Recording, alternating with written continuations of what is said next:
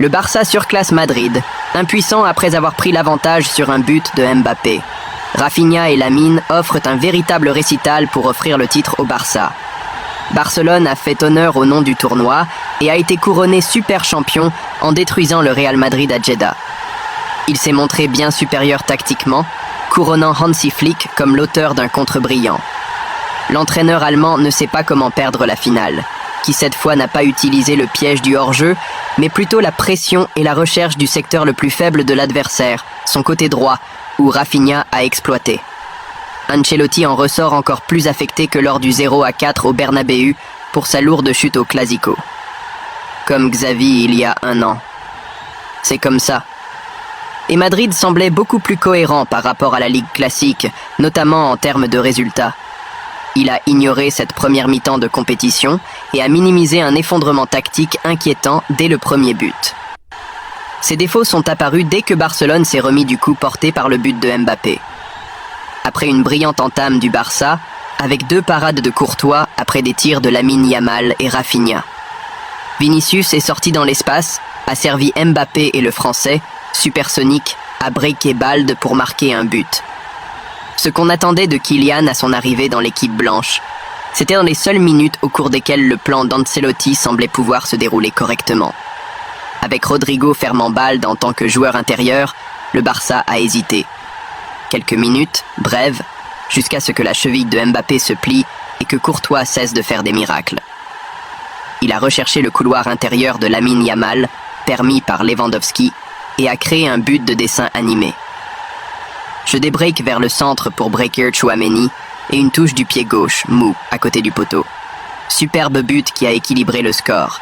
Madrid a menacé de réagir sur coup de pied arrêté avec une tête de Tchouaméni, mais Szczęsny a sauvé heureusement et a déclaré le coup de vent du Barça.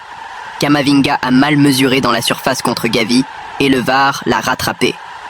Gil Manzano a déclaré un penalty que Lewandowski a transformé avec détermination.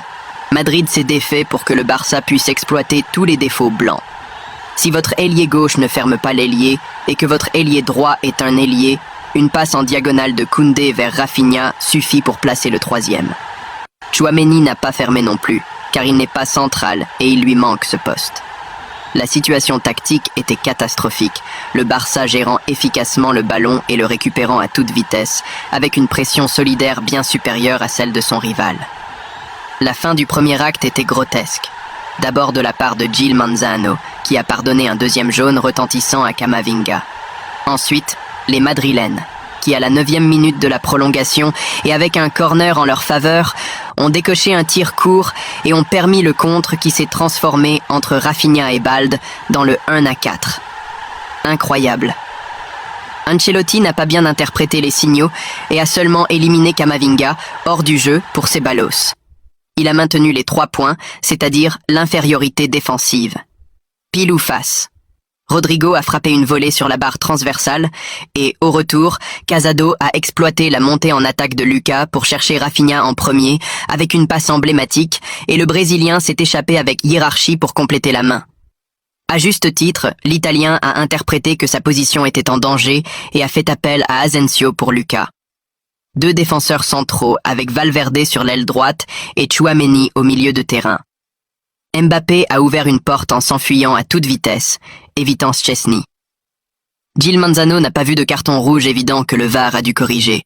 Iñaki Peña est entré, qui n'était pas préparé sur le banc. C'est chose sur les footballeurs d'aujourd'hui. S'il était en retard pour la conférence précédente, il était également en retard pour entrer dans le jeu. Rodrigo a converti le coup franc à 2-5, surprenant le gardien avec son bâton. Il était temps. Contre 10, Madrid n'a pas su générer du danger, apporter de l'intensité et de l'âme dans la dernière ligne droite. Le Barça s'est organisé en infériorité et n'a guère souffert, au-delà des titularisations de Mbappé.